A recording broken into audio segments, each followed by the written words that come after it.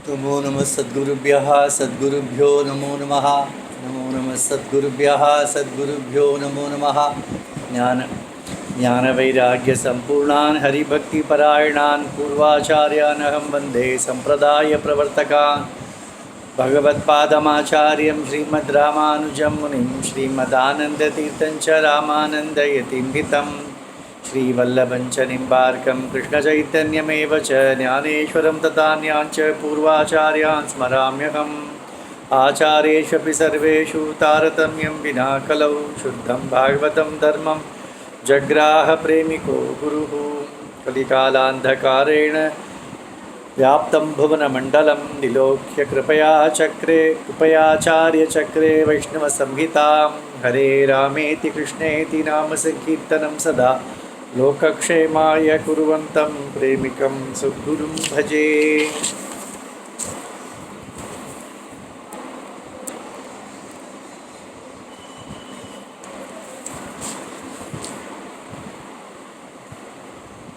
श्री वैष्णव संहिता के सप्तम भाग श्री वल्लभाचार्य संप्रदाय के जो संत थे उनका चरित्र श्री अण्णा संक्षेप में सुना रहे हैं। अथ प्रथमोऽध्यायः। राधिका कुचकस्तूरी कुङ्कुमाङ्कितवक्षसं श्रृङ्गाररसमूर्तिं तं भक्तकोलाहलं भजे। भागवता ऊचुः चरितं वल्लभादीनां साधूनां कल्मषापहं वद सद्गुरुराजेन्द्र यद् अस्माकं गतिर्भवान्।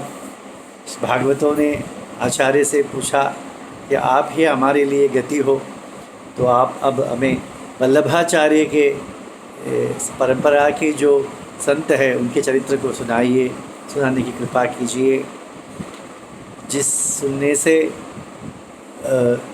सभी पाप दूर हो जाते हैं, तो सभी मन का मैल मिट जाता है। श्री सद्गुरुवाच साधूनां चरितं पुण्यं सर्वपापविनाशनं शृणुयात् श्रद्धया नित्यं कृष्णभक्तिविवर्धनम्।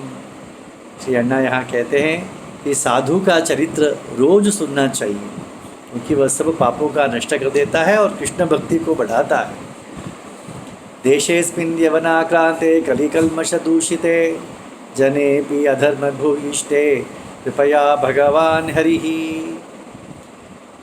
भारत देश में वेश्यों का आधिपत्य या उनका अत्याचार बढ़ गया था और कलमश से लोग पीड़ित थे। उस समय अधर्म की अधिकता हो गई थी। तब भगवान ने उद्धारणाय सर्वेषां जनानां भवसागरात् श्रीमद्भागवतं दिव्यम एकम आलंबनम दधौ। तो भगवान सबके उद्धार के लिए भगवान ने एक आलंबन दिया। बस श्रीमद्भागवतम रूपी आलंबन को भगवान ने प्रदान किया। श्रीमद्भागवतस्यैव व्याख्यानं कर्तुमिच्छया मुखात् प्रकटयामास वैश्वानरम अधोक्षजा।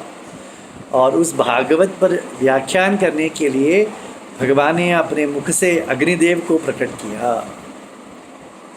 तस्मिन् काले द्विजः कच्चित् अग्निहोत्री महामनाः श्रीमान् लक्ष्मणभट्टाख्यो क्षमादिगुणसंयुतः। तो यहाँ सूचित कर रहे हैं श्री अण्णा कि वल्लभाचार्य अग्निदेव के अंश थे। तो उस समय एक लक्ष्मण भट्ट नामक एक अग्निहोत्री आंध्र देश में निवास करते थे। सद्गुण संपन्न थे। सोमयाजी महाज्ञानी सर्वशास्त्र विशारदः आंध्र देशात् काशी यात्रां चकार सहबाध्यया। सोम यज्ञ कर चुके हैं, ऐसे अनेक यज्ञ करने वाले थे, सर्वशास्त्र में संपन्न थे और वे काशी यात्रा तीर्थ यात्रा करने के लिए वे आंध्र प्रदेश से काशी के लिए निकल पड़े। वाराणसीं समागत्य स्नात्वा भागीरथी जले विश्वेश्वरं माधवं च दृष्ट्वा हर्षम् अवापसः। वाराणसी आकर भगवती भागीरथी में स्नान कर विश्वेश्वर देव और बिंदु माधव भगवान का दर्शन किया। तत्रैव निवसन् नित्यं पूजयामास माधवं यज्ञेश्वरं यज्ञरूपं यज्वा यज्ञफलप्रदम्। यज्ञानाम यज्ञ यज्ञो वै विष्णु, ऐसे वेद कहता है। यज्ञ स्वरूप ही विष्णु, ऐसे वहाँ के बिंदु माधव के उपासना करते हुए, अनेक यज्ञों को करते हुए वहाँ ही गंगा के तट पर वे निवास करने लगे। तदा वाराणसी सर्वा तुरुष्कैः पीड़िता अभवत्, दुद्राव ब्राह्मणः पत्न्या गर्भिण्या दुःखितो वृष। हम कहते हैं कष्टकाल है, अभी कष्टकाल है। हमारे पूर्वजों ने कितना सहन किया है, संतों ने कितना सहन किया है ये मुसलमानों के आक्रमण से। अभी भी उनका आक्रमण रुका नहीं है। तो वाराणसी में भी वे पहुंच गए थे। लूटमार उनका तो यही आदत होता है, जहाँ भी जाते हैं लूटमार करते हैं, स्त्रियों को पकड़ते हैं। तो इससे भयभीत होकर लक्ष्मण भट्ट जी अपने गर्भवती पत्नी को लेकर भाग पड़े। वृक्षेण संचरन् मार्गे चंपारण्यम अवापसः, निर्जने कानने घोरे निवसन चिंतया कुला। ऐसे भागकर चंपारण्य, चंबल कहते हैं ना, ऐसा वो चंपारण्य वन में आ पहुँचे। वहाँ पर कानन गर्भवती स्त्री को क्या करेंगे रखकर वहाँ पर।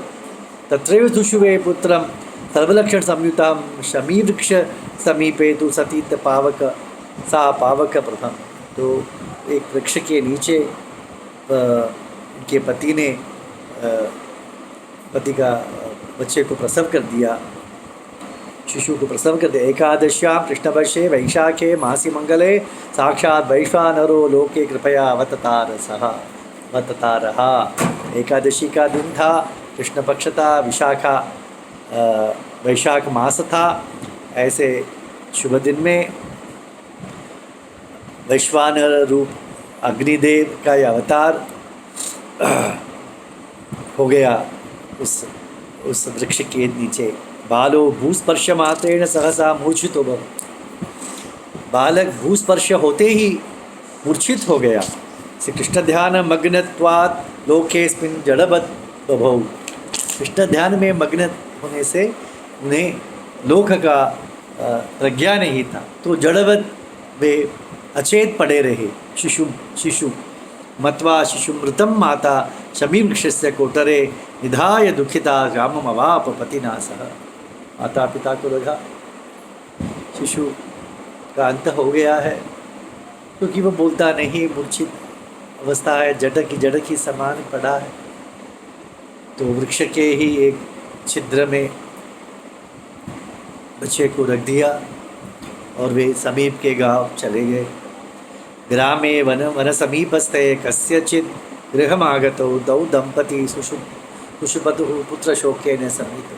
उस गांव में किसी के घर, उस ज़माने में अतिथि को महत्व था, ब्राह्मण अतिथि था, तो किसी ने जगह दिया होगा। तो वहाँ पर पुत्र शोक करते हुए रहते थे। तदा स्वप्ने कृपा सिंधु भगवान गोकुलेश्वरः दिव्यम स्वम दर्शनम दत्वा बभाषे मधुरम।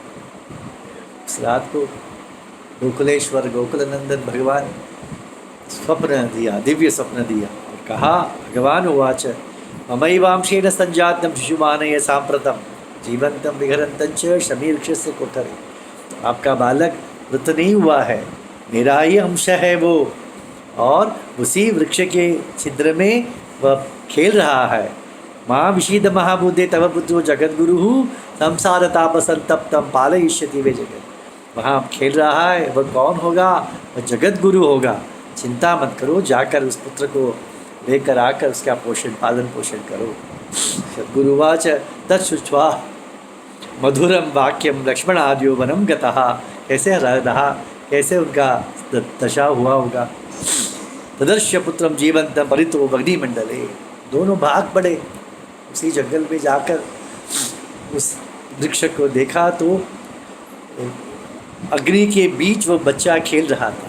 अग्नि का अवतार था, तो अग्नि के बीच वह खेल रहा था, क्योंकि अन्य जंतु उसके पास न आए, इसीलिए अग्नि ने उसे सुरक्षा प्रदान किया था और उस बीच वह खेल रहा था।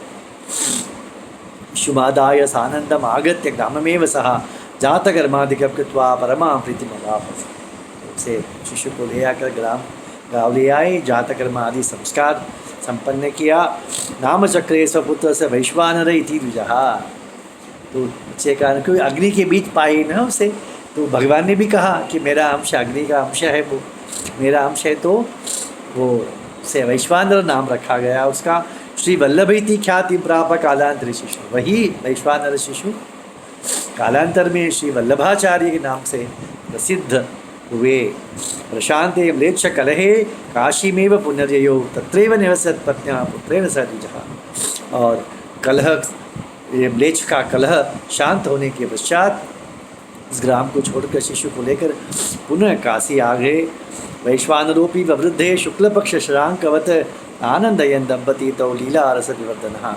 शुक्ल पक्ष के चंद्रमा के समान वह शिशु भी बढ़ रहा था, वैश्वानर, और दंपति को आनंद दे रहा था। अष्टमे वयसी प्राप्ते द्विजत्वं प्राप्य वल्लभः। 8 वर्ष के आयु होते ही उपनयन संस्कार कर दिया गया।